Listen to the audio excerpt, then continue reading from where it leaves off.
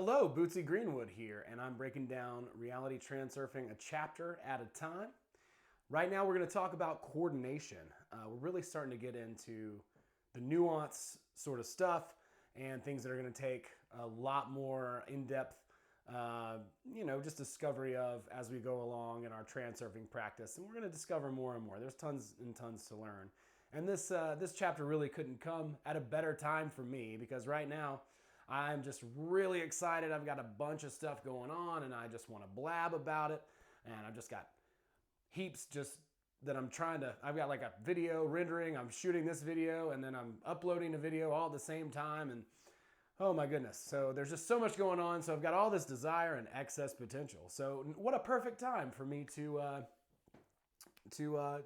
talk a little bit about coordination because as we all know, excess potential and all this desire that we drum up is the thing that keeps us from reaching our goal. It creates balancing forces. So he opens up the chapter talking about the insecurity labyrinth, okay? Now, if you're insecure, if you're really down on yourself, there's no way you can do anything. You're so out of it and just sad. I mean, you're just a hard case at that point, you know? There's just nothing that the world's going to do either because it's a reflection of you. So it's not going to support you in that way because you're insecure. You don't believe. You can't coordinate if you have no faith. At the end of the chapter, he says, according to your faith, be it unto you. We're getting a little biblical. Hey, I hope you guys are okay with that. The insecurity labyrinth is all about navigating that and finding a balance between confidence and insecurity. Now, insecurity and confidence. Now, confidence is something we need to have a little bit of confidence in ourselves and confidence.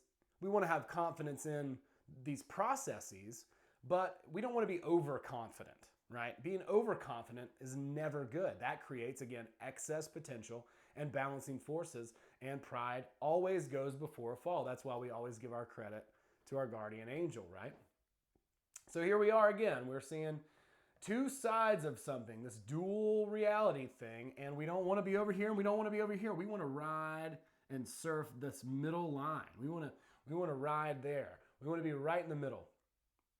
We want to abandon confidence and insecurity and just coordinate, okay? Allow the world to be there for you, helping support you on your way to your goal. As you see your slide, you take steps, you're taking action, you're doing whatever you can think of with your mind to get you to your goal while your heart is just beaming and you're just visualizing and you're sensing and you're already there emotionally. You're emotionally already at your goal and you're just using your mind to think of all the different things that you can do to just put action behind it, right?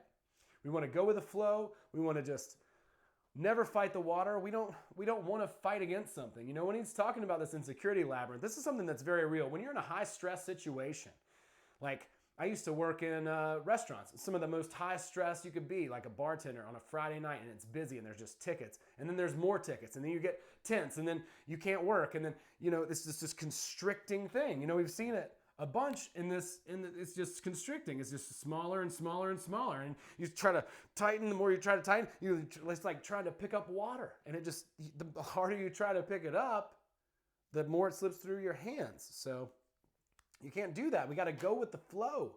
And then we're just going to doggy paddle, right? We're going to step to the letterbox a step at a time, you know. We're going to head to the newspaper stand. I'm sure some people still do that. So calmly take what's yours. There's no sense in making a big hullabaloo about it. If I walk into a shop and I'm like, hey, that's my special order, you know, and people, maybe security's like, hey, dude, we're going to have to ask you to leave. And my special order is just there waiting on me. Like, just relax and calmly take what's yours. One thing that's really interesting, provocation pendulums, okay? So there's these micro pendulums too. There's the macro ones, and there's these little ones that are kind of shooting around, you know? And these things will irritate you, and it's almost like they just push your buttons. It's like if you've ever had a significant other that just knew how to just, and then you just, And so one good way to get away from that is to just view it in a different, try to view it in a different way. So the vaudeville lifeline is something that's kind of my walk. That's what I try. That's what I really took from transurfing, among all these other concepts, is the vaudeville lifeline. Me and my friends and my family, we all have a pretty good sense of humor, and it's pretty easy for me to laugh at myself. So even when I get swept up in that pendulum and I start to get mad, once I realize it, once I wake up, I start I'm like, God, I'm such an idiot. Like, why? How could I get swept up into the small view of things, right? When there's such a bigger view. Look, dude, at the end of this thing, smack, right back into the water. We become, infinite joy again, or whatever the hell happens, But these provocation pendulums will literally impose thoughts on you. Like, they will literally, so addiction might be a really good example, right? I used to be a smoker myself. I smoked almost 2 packs of cigarettes a day, and I quit I'd say about 6 or 7 months after I read Transurfing the first time. So a couple years ago now. I put on some weight, but that's starting to come off. Hey, that's the dues, But literally, these thoughts like, oh, I'll just have one more, these kind of things, these pendulums know. As if they're conscious, but that's not your thought, that's you being completely under its spell. There's no way you're getting into that. All you need is the will to have. That's all you need is the will to have. It's yours. It already belongs to you. Just go and take. It's just that simple. Take what's yours and never use force. Allow the world to support you. Believe in the world. Believe in this process, and it will work for you. Let go of control, and you will have control within letting go of control. Paradoxical, but that's how it works. Now, how to release desire. Sometimes you can't. That's fine. Be human. Enjoy feeling the desire and that excitement. But if you want to try to release desire, if you can't, you're having a hard time, first of all, the harder you try not to care about something, yep, you guessed it. Now we're in one of these constricting things, and you're just trying to pick up water. You're fighting, you're clinching. This is not what we want. Look, we're only here the one time. Again, bam, back into the water, dude. Back into the ocean. We're here in a droplet form. Here, enjoy it. It's fun, okay? And if you want to try and release desire, a good practice is to accept defeat in advance. Pretend like it didn't happen. Don't over pretend like it didn't happen, because then that can become a slide. But if you're like, hey, I really want this thing, and then you're like, how would I feel if I didn't get it? Okay, I can resolve that. Now I can move forward, and I'm okay with not getting it. And you're way more likely to get it. Imagine that. Whoa, the paradox, The will to have, let go, never force, allow, okay? We want to use faith. We want to use faith to allow us to get to our goal, okay? Because we can't convince the mind of anything, okay? I can't trick my mind, even if I say it 100,000 times, an amalgam and a mantra and every single day, right? I can't do it.